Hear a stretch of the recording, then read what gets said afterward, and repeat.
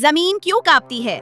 जलजले और सुनामी से जुड़ी कहानियां और हकीकत। जैसे जैसे साइंस ने तरक्की की, पुराने ख्यालात झूठे साबित होते गए और हर नए हादसे ने इंसान को हकीकत के करीब कर दिया।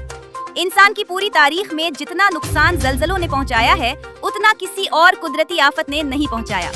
पुराने वक्तों में जब साइंस और मशीनों का वजूद नहीं था और दुनिया की सच्चाइयों को जानने के लिए तहकीक नहीं हुई थी, तो अलग अलग अदवार में मुख्तलिफ लोग जलजलों के बारे में अजीब और गरीब बातें और किस्से कहानियां बताते थे। मिसाल के तौर पर चिली की एक कौम का मानना था कि एक बहुत बड़ी छिपकली ने पूरी जमीन को अपनी पीठ पर उठा रखा है और जब वो हिलती है तो जमीन कांपने लगती है। मजहबी अकीदे रखने वाले लोग समझते थे कि खुदा अपने नाफरमान बंदों को डराने के लिए जमीन हिलाता है। इसी तरह हिंदुओं की पुरानी कहानियों में ये तस्वुर था कि जमीन को एक गाय ने अपने सींगों पर उठा रखा है और जब वो थक कर अपना सींग बदलती है तो जलजला आ जाता है।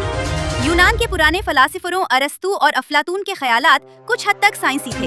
उनका कहना था कि जमीन के अंदर मौजूद हुआ जब गर्म होकर बाहर निकलने के लिए जमीन की तहों को तोड़ती है तो जलजले आते हैं। लेकिन जैसे जैसे साइंस ने तरक्की की, पुराने ख्यालात झूठे साबित होते गए और हर नए हादसे ने इंसान को हकीकत के करीब कर दिया। जलजला इतनी खामोशी से आता है कि किसी को पहले से कानों कान खबर नहीं होती और इंसान को पता उस वक्त चलता है जब वो अपने पीछे तबाही और बर्बादी मचा चुका होता है। अब ऐसी मशीनें जरूर बन चुकी हैं जो जलजले के दौरान उसकी ताकत, उसके मरकज और उसके बाद आने वाले झटकों की मालूमात दे देती हैं।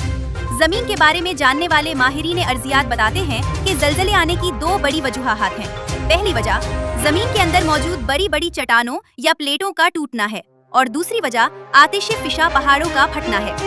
हमारी जमीन के अंदर मुख्तलिफ गहराइयों में पत्थर की बड़ी बड़ी तहें या प्लेटें मौजूद हैं, जिन्हें टेक्टोनिक प्लेट्स कहते हैं। उन प्लेटों के नीचे एक पिघला हुआ गर्म मादा होता है जिसे मैग्मा कहते हैं।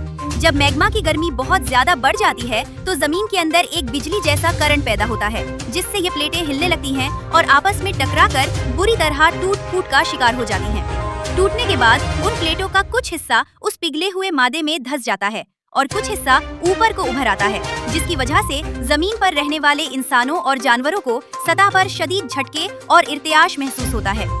जलजले का दौरानिया और उसकी शिद्दत इस बात पर मुनहसिर होती है कि जमीन के अंदर कितनी गर्मी थी और प्लेटें कितनी बुरे तरीके से टूटे। इसी तरह जब जमीन के नीचे से गर्म लावा पूरी ताकत के साथ जमीन की तहों को फाड़ता हुआ बाहर निकलता है तो अंदरूनी प्लेटों में शदीद किस्म की लहरें पैदा होती हैं।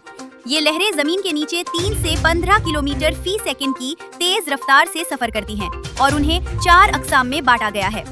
2 लहरें जमीन की ऊपर की सतह के साथ साथ चलती हैं, जबकि बाकी 2 लहरें जमीन के अंदर ही सफर करती हैं, जिन्हें प्राइमरी और सेकेंडरी लहरें कहते हैं। प्राइमरी लहरें आवाज की लहरों की तरह जमीन के अंदर मौजूद चट्टानों और पानी जैसी माए चीजों से गुजर जाती हैं। सेकेंडरी लहरों की रफ्तार थोड़ी कम होती है और वो सिर्फ सख्त चट्टानों से गुजर सकती हैं और माए चीजों में बेअसर हो जाती हैं। लेकिन ये सेकेंडरी लहरें जब